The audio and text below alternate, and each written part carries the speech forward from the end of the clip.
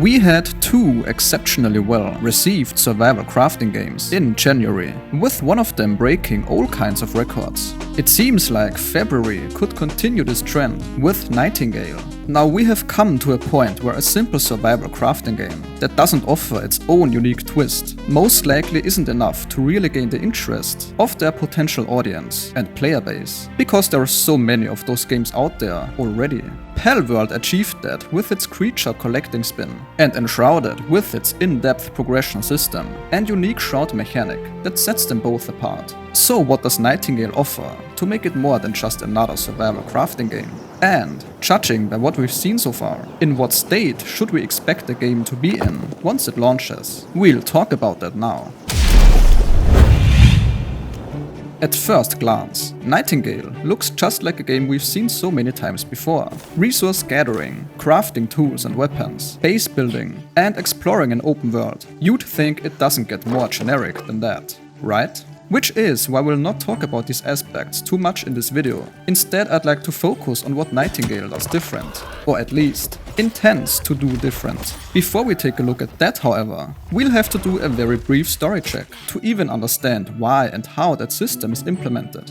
Nightingale takes place in the 19th century, in an alternate, Victorian-themed fantasy open world. Ever since the 15th century, humanity has been coexisting with magical entities known as the Fae, and thanks to this partnership and the cooperation between humans and Faes, the magical city, Nightingale, was created. However, as the game begins, things take an unexpected turn. The narrative begins with a mysterious and catastrophic event known as the Pale, which is disrupting the network of magical portals that connect the human world to Nightingale and also other realms. This leaves the portals malfunctioning and throws the realms into chaos, scattering the humans, known as realm walkers, across various magical and dangerous worlds. Yes, you've guessed it correctly, we are one of those realm walkers. As a realm walker, the player's goal is to navigate through these realms in an attempt to find a way back to the city of Nightingale, believed to be the last bastion of safety and possibly the only place that might withstand the effects of the Pale.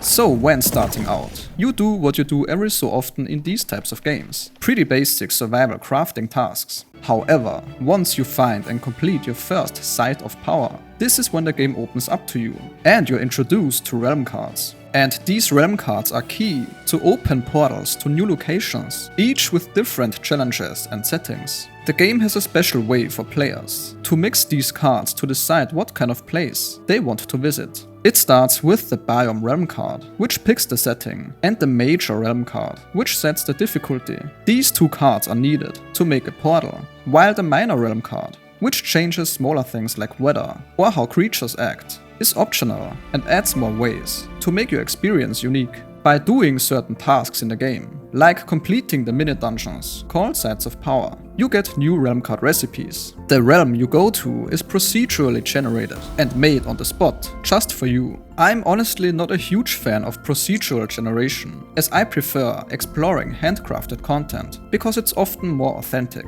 But I think procedural generation could work out in this game, if implemented correctly.